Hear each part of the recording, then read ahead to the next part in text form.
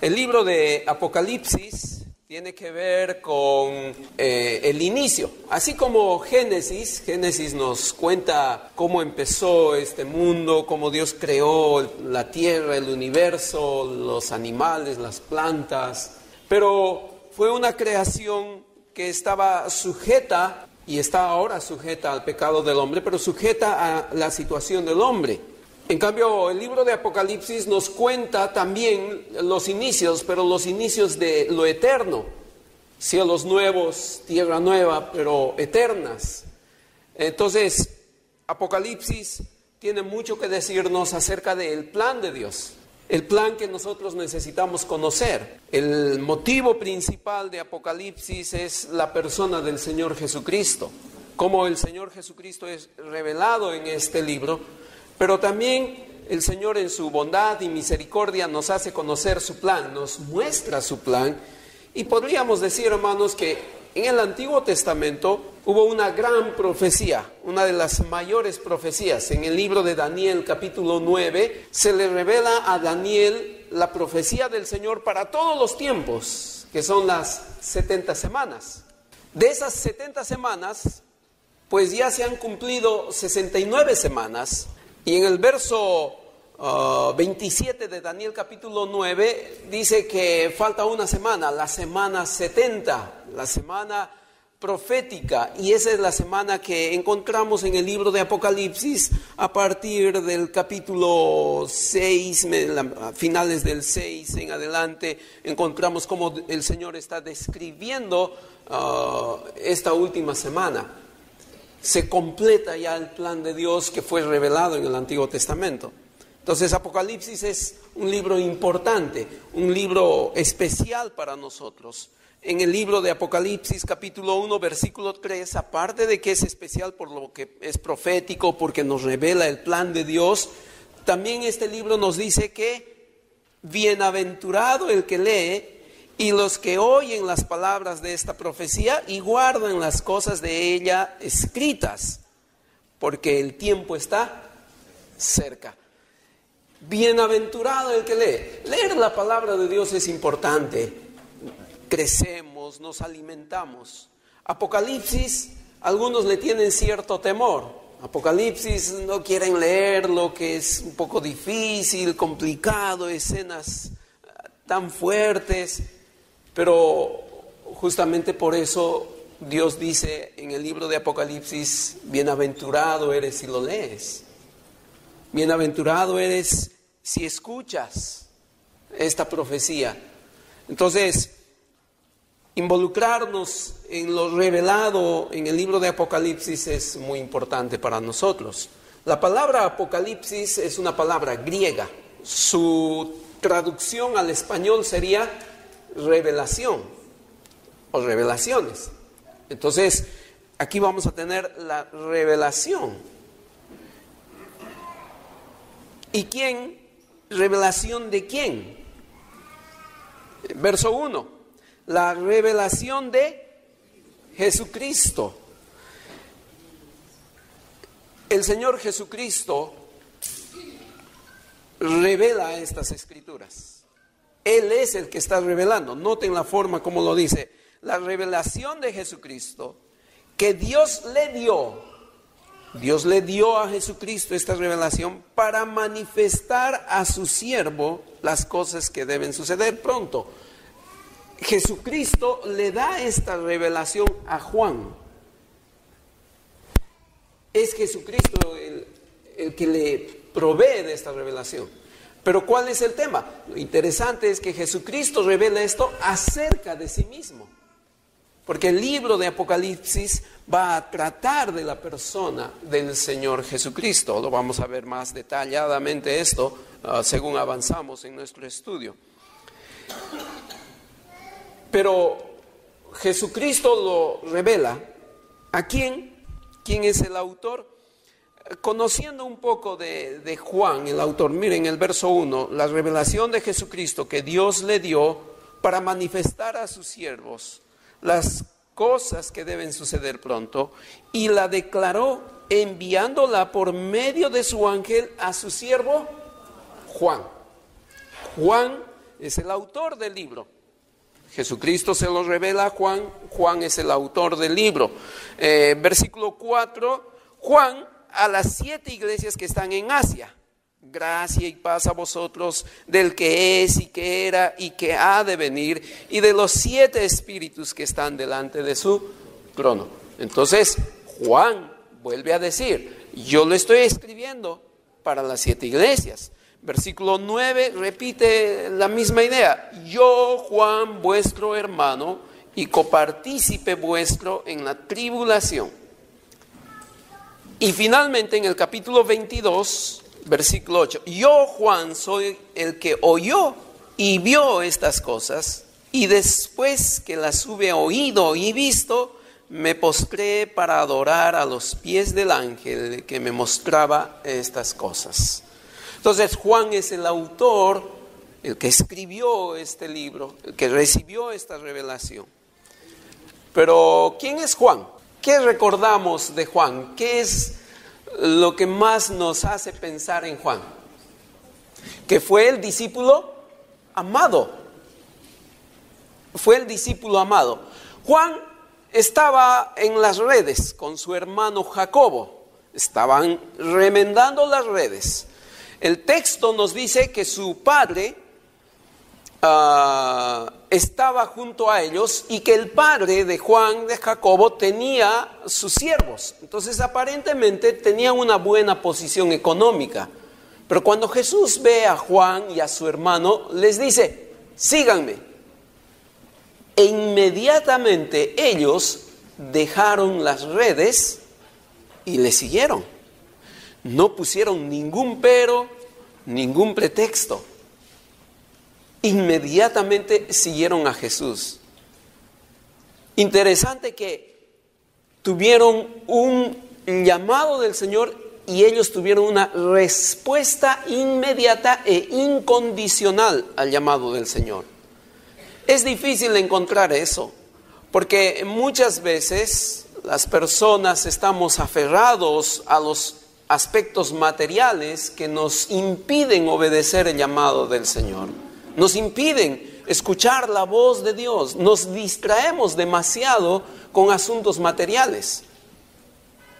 Pero Jesús le dice a Juan, a Jacobo, oye, hermanos, vengan, síganme. Y le siguieron. Y de ahí en adelante, Juan es conocido como el discípulo amado. Jesús tuvo un apego hacia Juan.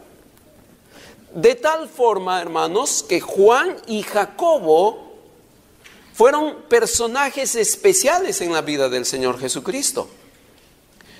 En la transfiguración, ¿cuántos discípulos estuvieron presentes?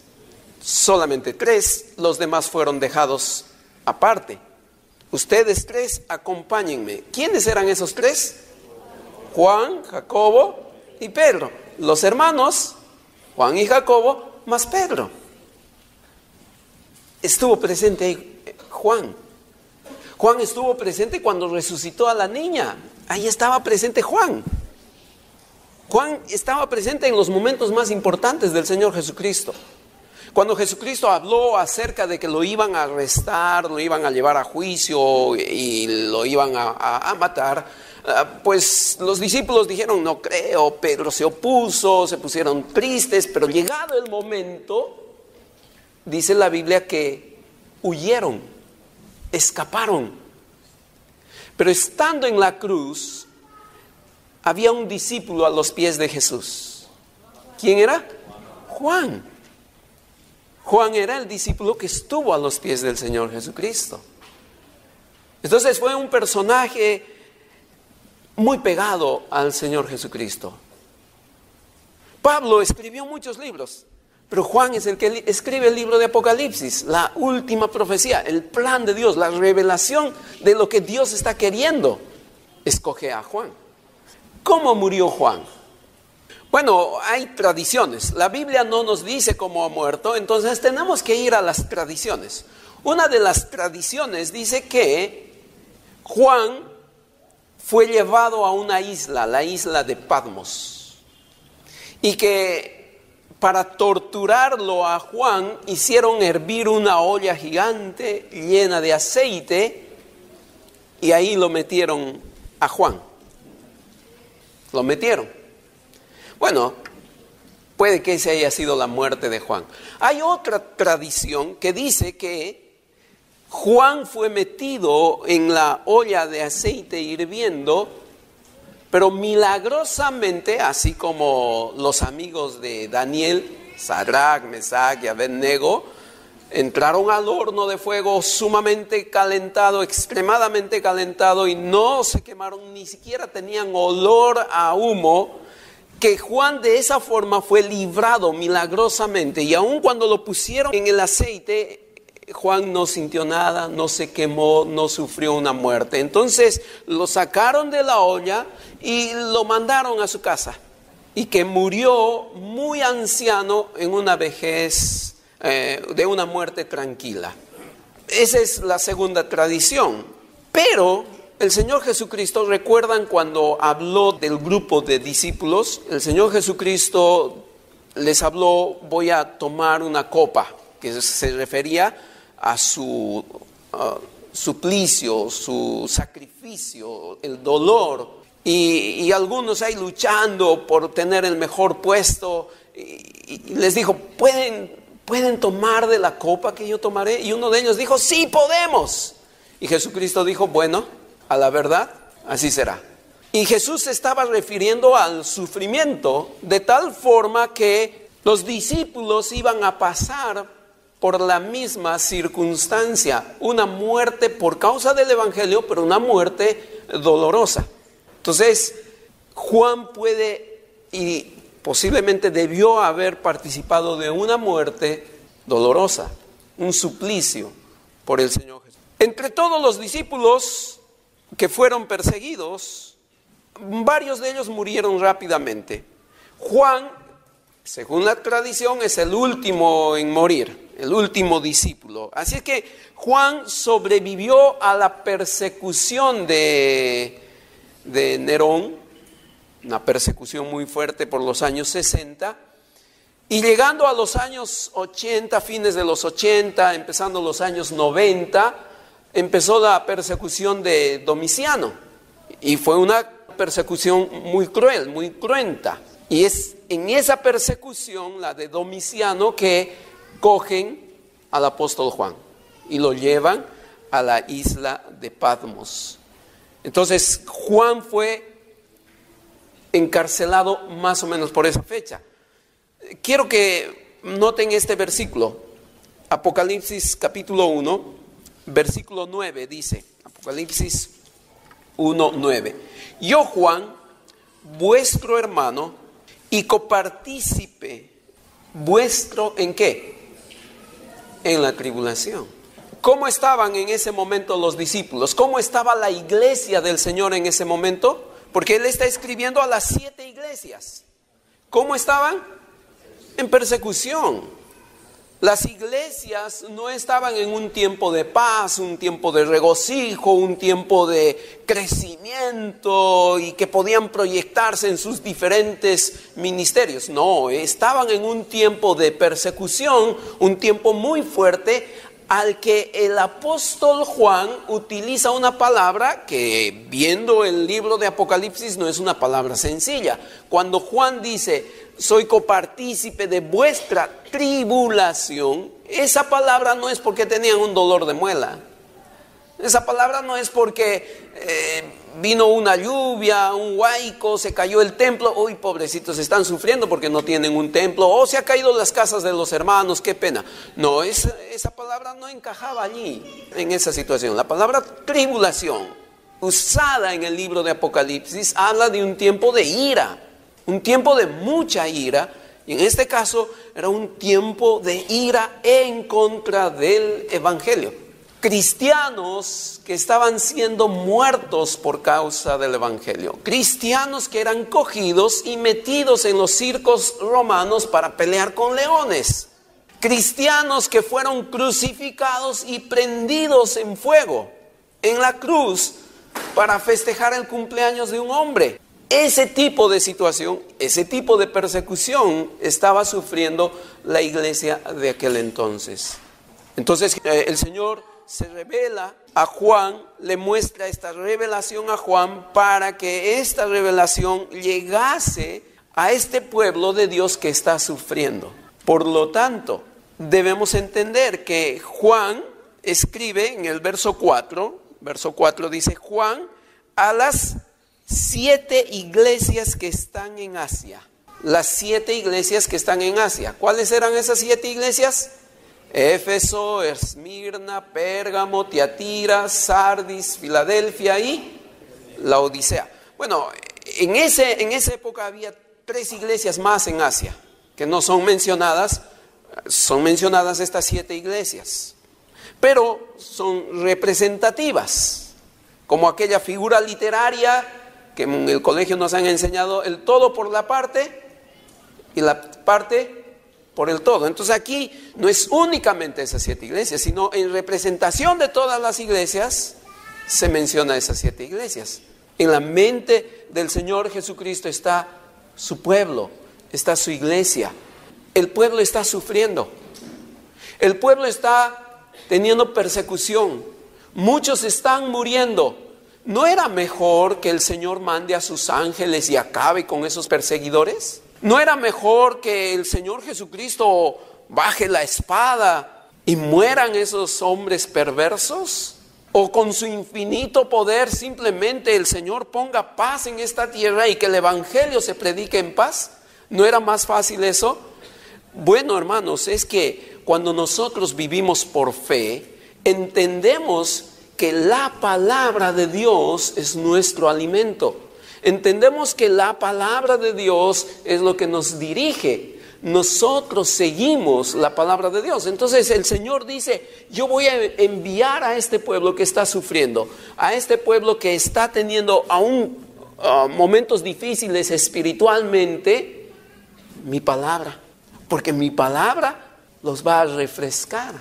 Mi palabra les va a dar la paz que ellos necesitan. Y por supuesto, imagínense a un pueblo que está sufriendo terriblemente, leer el libro de Apocalipsis, donde Dios muestra su eterno poder y donde Dios muestra su control perfecto sobre todas las cosas, sobre todos los gobiernos humanos. Hermanos que están sufriendo aún la muerte.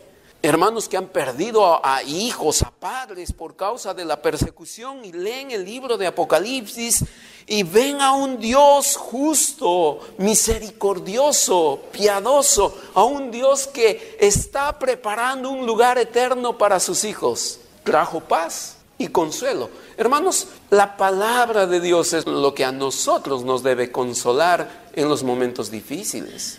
Hay momentos muy fuertes en nuestras vidas. Hay momentos críticos en nuestras vidas, pero es la palabra de Dios, el consuelo. Y aquí este pueblo encontró reposo al escuchar esta hermosa carta, al leer esta hermosa carta. Y recordar que cuando ellos empiezan la lectura de esta carta, el versículo 3 les dice: bienaventurados por leer esta carta. Son bienaventurados al escuchar, al prestar atención a lo que se ha escrito a continuación.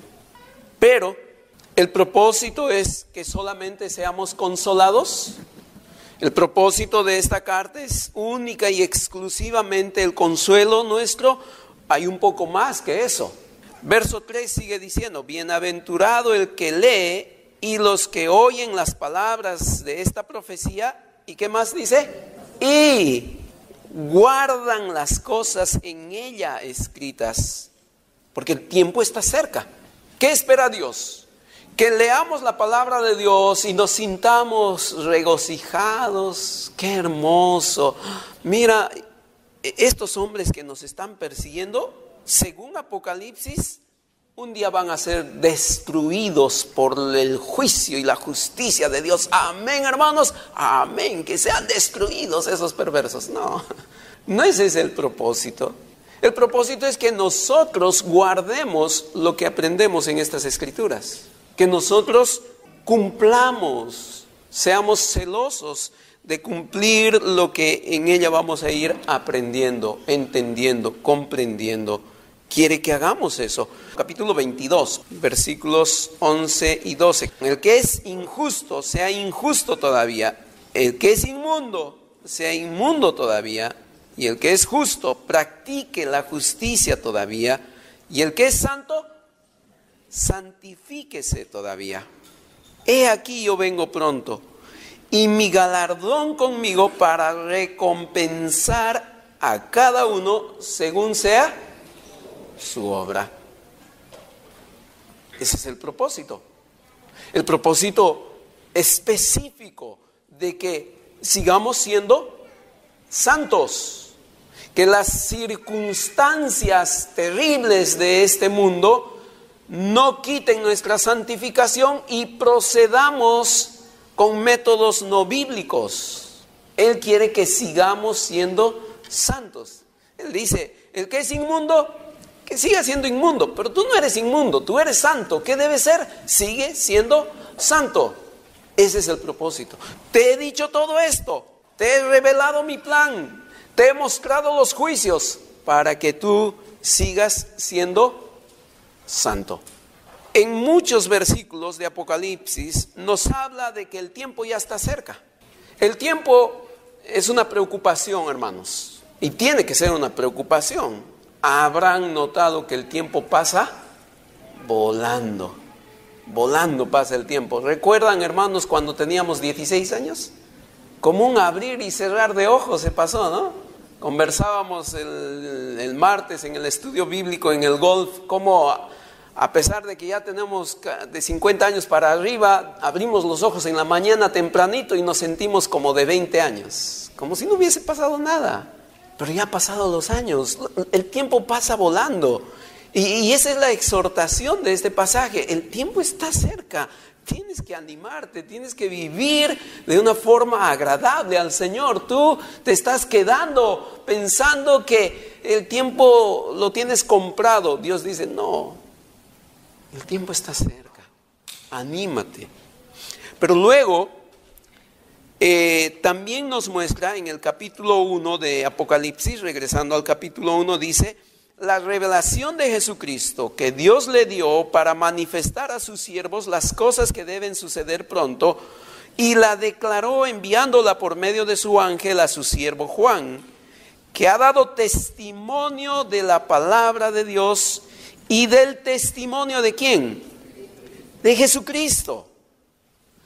El testimonio de Jesucristo. Ese es otro de los propósitos del libro de Juan. El libro de Juan nos quiere mostrar al Señor Jesucristo. El libro de Juan, lo voy a arreglar, ¿ya? El libro de Juan, porque fue escrito por él, pero el libro de Apocalipsis. El libro de Apocalipsis tiene el propósito de que nosotros conozcamos más del Señor Jesucristo. Es que, hermanos, ¿qué somos sin el Señor Jesucristo? Nada. ¿Qué hacemos sin el Señor Jesucristo? Nada. Jesucristo es la clave para no solo los creyentes, sino para todas las personas. Sin Jesucristo no hay nada en nuestras vidas. Sin Jesucristo solo somos uno más del montón que irá a un juicio eterno, un juicio final, cuyo destino es el lago de fuego. Jesucristo hace ese cambio en nuestras vidas. Jesucristo es la persona que puede hacer que nosotros participemos de la resurrección eterna. Es Jesucristo. En el verso 4 dice, Juan a las 7 iglesias que están en Asia, gracia y paz a vosotros del que es y que era y que ha de venir. ¿Quién es? El Señor Jesucristo. Y de los 7 espíritus que están delante de su trono.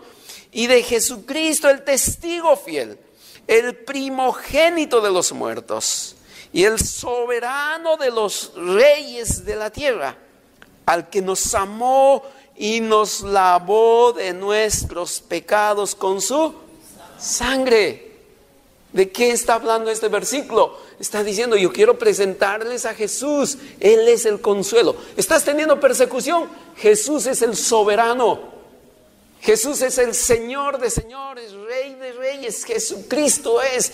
Domiciano te está persiguiendo, te persiguió Nerón, no te preocupes. Jesucristo es el Rey de reyes, Él es el soberano. Pero sabes que ese no es el problema del ser humano. Los malos, los perversos, también tienen días contados. No pasan de 100 años, en el peor de los casos, ¿no? Un día van a morir, van a terminar. El problema mayor del ser humano es su pecado. ¿Y sabes qué? Jesucristo tiene solución al pecado. Y la solución de nuestros pecados está en la sangre del Señor Jesucristo, en la obra que Él hizo. Derramó su sangre para limpiarnos de todos nuestros pecados. Ahí es donde tenemos victoria. Si son creyentes, pues Juan está haciéndoles recordar la gran bendición de tener al Señor Jesucristo. Lo que pasa, hermanos, es que muchas veces tenemos que recordar la obra de Cristo. Porque como seres humanos nosotros nos acostumbramos a las buenas cosas. Y las buenas cosas ya pierden y pasan de moda y ya nos quejamos de lo bueno que tenemos. Les doy un ejemplo. ¿Qué es lo que más ha anhelado tu corazón en Navidad, digamos? Cuando eras niño. Tal juguete, tal regalo. Uy, apasionado. Es como quisiera que mi papá me regale ese juguete. Es un muñequito que hace sonidos, que dispara, que tiene rayo láser, y estoy emocionado con ese juguete. Y bueno, increíblemente recibes ese regalo. Uy, estás feliz, haces fiesta. Es la mejor noche de tu vida al abrir ese regalo y encontrar ese juguete. Un día, 2 días, 1 semana, 2 semanas. Y después pasó la emoción y ese juguete está tirado a un lado. Ya no es lo más importante para mí. Ya pasó de moda y lo tiro a un lado. Y así como actuamos con muchas cosas, actuamos también con lo espiritual.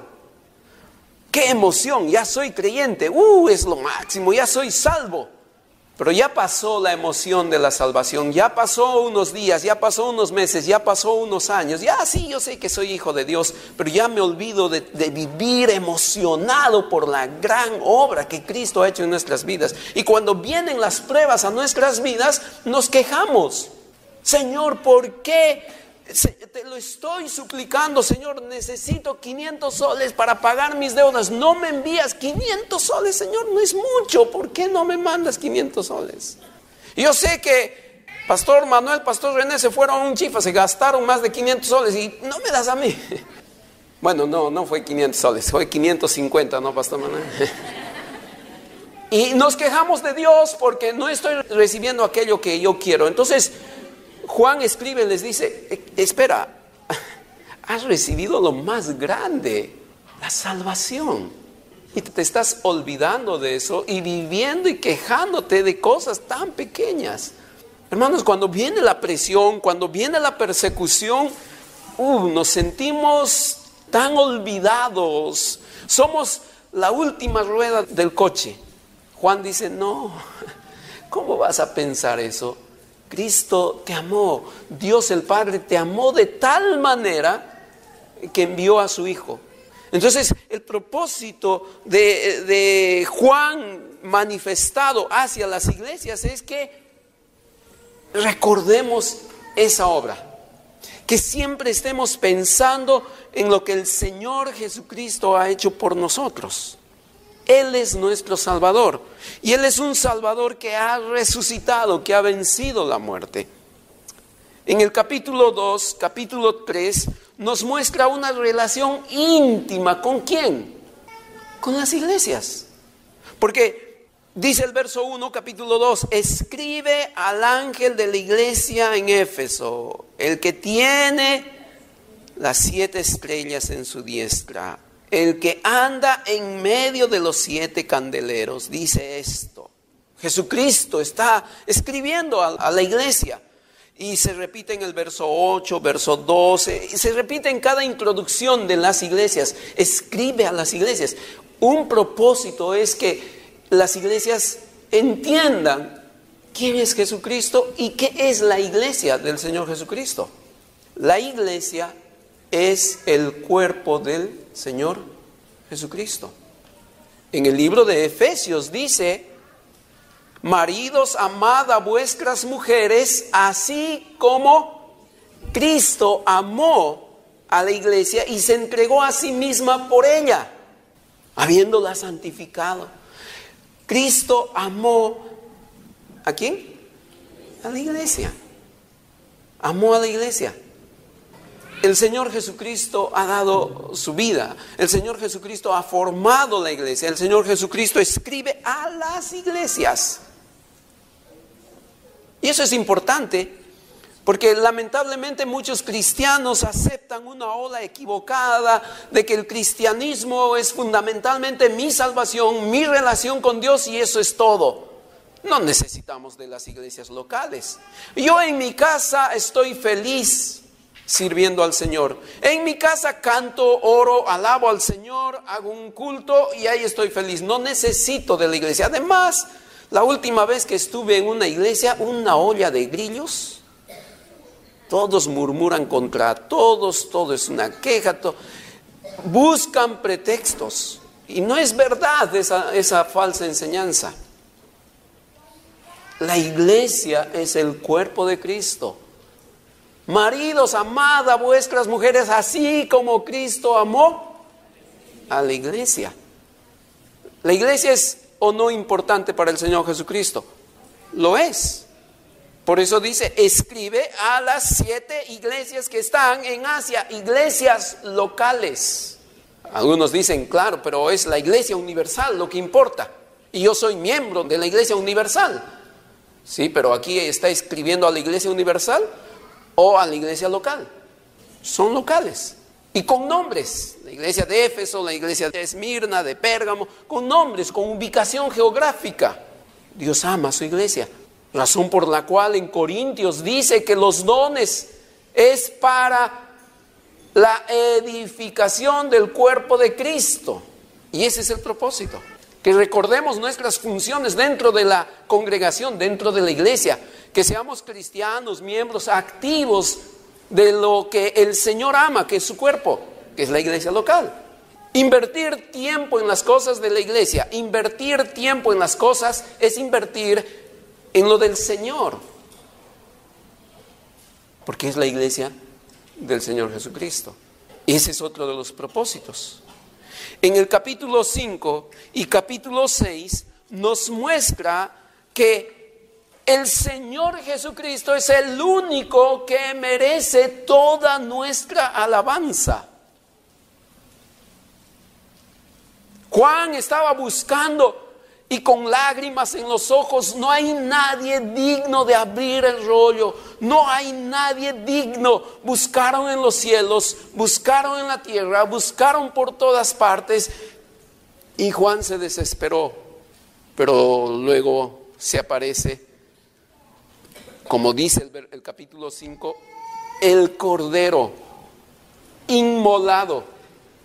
¿Quién es? El Señor Jesucristo. Y Él es el único digno de recibir todo. Lo voy a leer, verso 12. Que decían a gran voz, el Cordero que fue inmolado es digno de tomar el poder, la riqueza, la sabiduría, la fortaleza, la honra, la gloria y la alabanza. Al leer el libro de Apocalipsis vemos toda la gloria del Señor Jesucristo, el poder del Señor Jesucristo, y esto debe conducir a que nuestros corazones estén siempre dispuestos a alabar a nuestro Señor Jesucristo, a glorificar, a darle toda la gloria al Señor Jesucristo. Él es lo máximo en nuestras vidas. Capítulo 6, la última parte, hasta el capítulo 19, que son los capítulos proféticos, nos muestran aquel Cordero lleno de ira.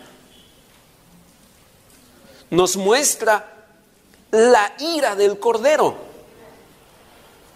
Y vamos a leer pronto esos capítulos y vamos a ver que el Señor Jesucristo muestra su ira por causa de los pecados de esta gente. Sí, Dios es misericordioso, Dios es amor, pero eso no quiere decir que el Señor está tolerando el pecado de la gente y va a pasar por alto el pecado de la gente. No es así. Él en su misericordia está esperando. Y algunos se aprovechan de esa circunstancia. Yo peco y no me pasa nada, entonces puedo seguir pecando. No, estás acumulando más fuego para el día de la ira. O como la ilustración que se ve, es como una copa que día a día lo estás llenando, gota a gota lo estás llenando. Pero ¿sabes qué? Para derramar esa copa no se necesita de un montón de agua, sino se necesita una última gota. Y esa gota derramará la ira de Dios en la vida de estas personas. Entonces vemos que Jesucristo tiene ira. Y un día va a desatar esa ira contra toda esta gente que vive en pecado, que no quiere dejar su pecado, que no quiere arrepentirse, que no quiere venir a los pies del Señor Jesucristo. Capítulo 19 nos muestra al Señor Jesucristo regresando, la venida del Señor Jesucristo. Él vendrá.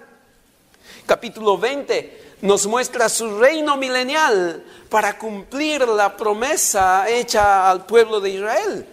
Porque Dios siempre cumple sus promesas. Todo lo que Él promete, Él lo cumple. Y finalmente, capítulo 21 y 22 nos muestran cielos nuevos, tierra nueva. Todo nuevo, todo eterno. Ese es el propósito, mostrarnos a Jesucristo en todas estas etapas y mostrar que nosotros le debemos toda la gloria a Él, toda la gloria. Por cierto, hermanos, durante el tiempo de la tribulación y la gran tribulación encontramos escenas interesantes.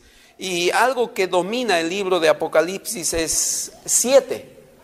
Los famosos 7 del Apocalipsis, ¿no? Encontramos varios 7. Por ejemplo, encontramos las 7 bienaventuranzas. ¿Alguien lo ha contado? Y hay 7 bienaventuranzas. Hay las 7 iglesias, el mensaje a las 7 iglesias. Hay los 7 sellos, las 7 trompetas, las 7 copas. Entonces, los 7 es algo que aparece constantemente en el libro de Apocalipsis. Y vamos a ver más detalladamente esto. Para terminar esta introducción, porque hoy día solo estoy haciendo una introducción del libro de Apocalipsis, en el capítulo 1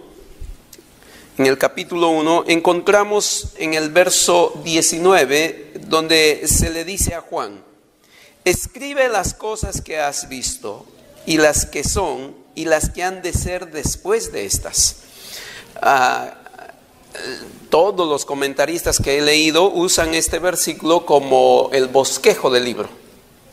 ¿Cómo está dividido el libro? Las cosas que has visto acerca del Señor Jesucristo, las cosas que son, las 7 iglesias, y las cosas que han de ser después de esta, la profecía, la parte profética.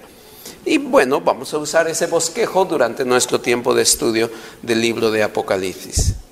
Para terminar, hermanos, algo que debemos aplicar. El libro de Apocalipsis nos muestra al Señor Jesucristo. Nosotros le debemos todo a Él. Debemos darle la gloria solo a Él. Debemos darle las gracias a Él porque Él dio su vida por nosotros.